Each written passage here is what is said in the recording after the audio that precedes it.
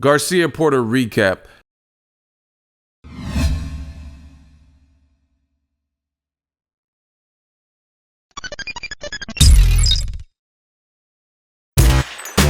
Boxingego here. If you like this video, make sure you hit the like button and also subscribe to the channel and hit the bell icon on the top of your screen to get notified when the latest new content drops. What up, Fight World? It's your boy Ego, and I'm back with some more boxing. Make sure you smash the like button. Also subscribe to the channel for the latest and greatest in boxing. If you want to become part of the gang, notification gang, please hit the bell icon. Shout out to the super chats, channel donations, the Venmo donations, and the Patreon family. We working. Now I want to do this quick recap. I'm still in New York in my hotel. I'm past checkout, so I'm not going to make this too long. But I want to recap the fight. I had a great time in New York, as always. Shout out to the Barclays Center. Very good main event. Very good fights on PBC. I think Al Heyman and his programming, they're killing. You know, this was on Showtime Premium Network, and it was a really good, meaningful welterweight scrap. Shout out to Shawn Porter for the victory. Danny Garcia, he tried. It was a very close fight, and I just been moving, you know, at press conferences and working, so I haven't been able to give my thoughts, like, and this won't be like necessarily diving in deep. Like I said, I got to check out of this hotel, but I thought it was a real good fight. It was really hard to score for different reasons because there's actual scoring criteria, but a lot of people don't even know, you know, shit about boxing. They don't know the scoring criteria. So it was kind of a matter of what you look at and what you're scoring. Like, are you scoring body shots over headshots? Are you scoring activity, or the more precise, accurate thudding shot, like bow, bow, you know? And it just was that rough and tumble type of fight. Me personally, I honestly could have seen it a draw. I'm not mad at Shawn Porter with the victory, you know, and a draw would have been probably like left a sour taste because it was for the WBC title, you know? So it would have been kind of like, damn, nobody gets the title now because it's a draw. But I don't know. It's just one of those fights. Maybe I have to rewatch it on TV or whatnot. The live experience is sometimes different. But it was a good fight. Like I said, I could have seen it a draw. I could see you giving it to Porter a round or two. I could see you giving it to Garcia a round or two. It really just depends on a couple different things that you're looking for and what you rate higher. Danny Garcia, he didn't do it. Danny Garcia's performance, it reminds me of like Badu Jack's close fights, right? Where it's like, yeah, he was doing pretty good, but he also had spots where he should have probably stepped on it, you know? And if he would have stepped on it, then maybe he could have more of a case, you know? When it comes to grit and desire, I feel like Shawn Porter was in there and he was working. He was like a man determined, kind of like Tim Bradley when he fought Ruslan Provodnikov, except Porter didn't get hurt like that. But there was a certain hunger that Shawn Porter was conveying, and that's like almost like a salesman or actor. Is like, that's helping you. That's helping people believe in you because you look like you have more pep in your step. And he really did. Shawn Porter was like aggressive, moving, having fun in there, smiling, taunting. Judges see all that. So that gives the perception, whether it's true or not, because I do understand Shawn Porter missed a lot of shots. But I do understand that the perception for judges is that, okay, he's dictating and controlling the pace because he's kind of having fun in there. There were moments in the fight where Shawn Porter switched back and forth from orthodox to southpaw orthodox, and he was like feinting and stutter stepping. He was just giving Danny Garcia a whole bunch of looks. The first 3 rounds or so, Shawn Porter started off, and it surprised a lot of people. People expected the Andre Berto Shawn Porter, you know, just rough, rugged bull coming straight in and, you know, clashing their heads early. It's just stuff like that. But Shawn Porter showed you what I told you. He can box more. He can box a lot more than he's given credit for. It's just sometimes fighters bring certain things out. See, it's weird because some fighters don't have certain attributes.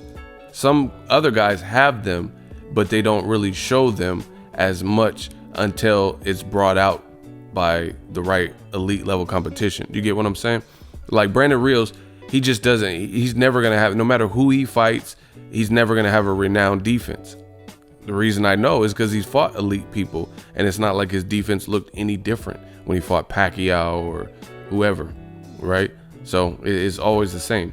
But there are guys where, you know, they keep things tucked away, like even though they don't really pull that hand or use that.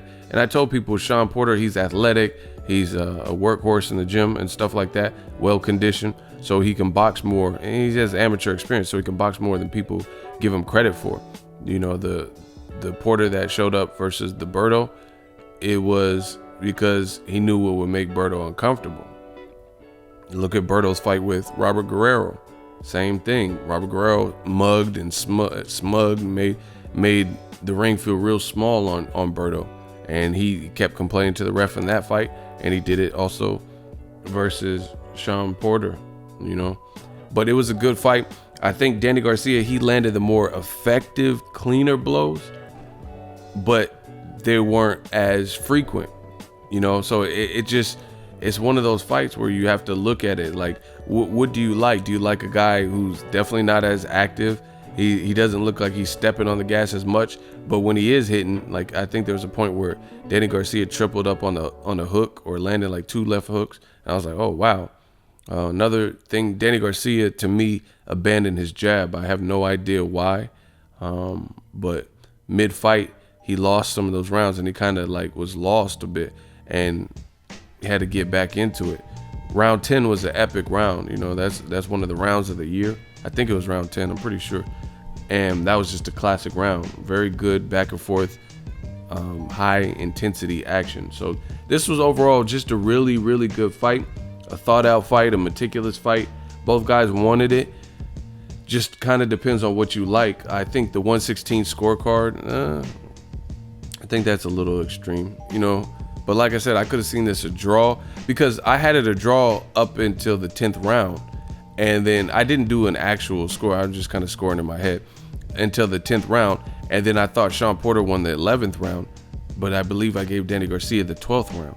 So, you know, that would have ended it as a draw. But again, I got to watch it again. It was a good fight. I don't want to take away from that. I don't want to take away from Shawn Porter, who won the fight. I definitely got to watch it again. But Shawn Porter, I think what stood out the most is what he said at the press conference showed up. He said, I'm not leaving New York without this, and I've been dreaming about this my whole life, and I'm willing to risk everything. You know, I'm going to risk it all. He said something to that effect. And that much showed. It looked like he was just hungry, just trying different stuff, walk through Danny Garcia's hard shot, whatever. He was just willing to do whatever was needed to secure the victory. And you could see the intensity in his performance. And I think Shawn Porter proved a lot of people wrong because people thought this was going to be like a super sloppy fight. I didn't think that. You know, I thought it was pretty clean. Steve Willis did a really good job as referee. He didn't make his presence felt or anything like that. So I'll talk about this fight more when I get more time, but I got to check out this hotel. Very good fight. Congrats to Shawn Porter. Danny Garcia, I think in the middle rounds, he probably should have let his hands go more and it wouldn't be up for discussion and debate. But he was, you know, it's kind of like the Keith Thurman fight. Danny Garcia started off really slow, and then when Keith Thurman started using his legs more, then that's when Danny Garcia kind of came on. So he has to let his hands go. And I always compare to Mayweather because I think Mayweather does a lot of things right. These young fighters, it's just, you could tell a lot of them aren't from the same throwback training as a Mayweather, because Danny Garcia held a lot and he was like clinching and stuff like that, but it's not as, it's I don't know, it's like they don't know how to tame the bull, you know, the Shawn Porter, like Maidana. Like Danny Garcia would have had a tough time with Maidana, you know, from what I've seen, because Maidana has cracks and he has an educated jab with Robert Garcia. That would have been a very dangerous fight for Danny Garcia. And the fighters got to know what to do and like when to let the hands go. And Danny Garcia was missing too. You know, Shawn Porter had some good athleticism and head movement. So it was a hard fight to score. Danny Garcia too, he looked slower. Like, I know he's not known for being really fast, but some of his hooks were looking like slow, like he really couldn't get them off on Shawn Porter, you know. And I attribute that to the movement, upper body movement, and the feet of Shawn Porter, like the way he was positioning his body, getting low and feinting. You know, he was just giving Danny Garcia different looks. Very fun fight. Make sure you smash the like button. As always, hate, comment, and subscribe. Till next video is Ego signing off. So if you enjoyed this video and want more content like this on the channel, you can show your appreciation by going to the PayPal donate button or the YouTube support button, and you can donate any amount that you feel is equivalent to the value of this video. Much more to come. Thank you guys for your support. Boxingego, the future of boxing.